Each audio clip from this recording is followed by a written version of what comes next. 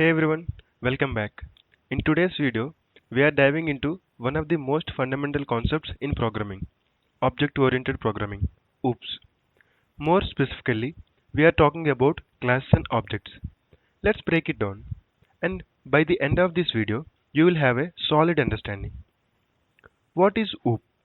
OOPS is a programming paradigm that uses objects to model real-world things. Think of objects as entities with two main characteristics, properties and behaviors. For example, let's take a car. A car has properties like color, model, and speed. It also has behaviors, things it can do, like accelerate or stop.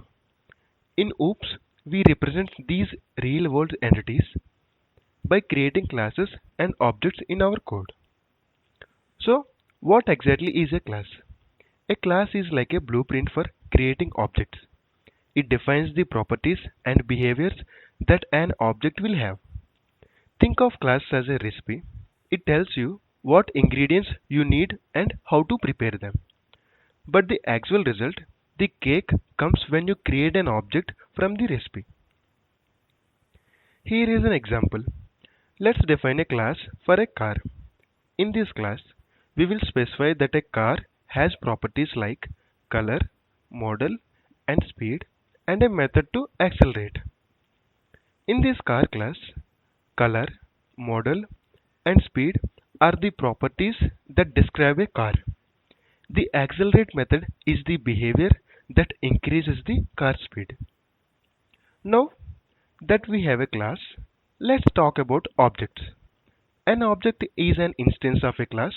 Once we have the blueprint, we can use it to create as many objects as we want. Each object can have its own specific values, even though they all come from the same class. Here, my car and your car are objects of the car class, even though they are created from the same class. Each one has its own properties. My car is red and has a speed of 50 meter per hour, and your car is blue with a speed of 60 meter per hour. So, what's the difference between a class and an object? A class is a blueprint or template. An object is an instance created from the blueprint. Think of it this way. The class is like a recipe and the object is like the cake you make by following the recipe. So, why should you care about OOPS? There are few great reasons. First one is modularity. Code is organized into small, reusable pieces. Second one is reusability. Once a class is defined, you can create as many objects as you need. Third one, maintainability. If a behavior or property needs to change, you only need to update the class, not all the objects. By using classes and objects, you can build more organized, scalable, and easier to maintain the code. And that's why OOPS is widely used in large applications, games, and systems. So to wrap up, we learned that a class is a blueprint and an object is an instance of that class. We have seen how to create objects, define their properties, and give them behaviors.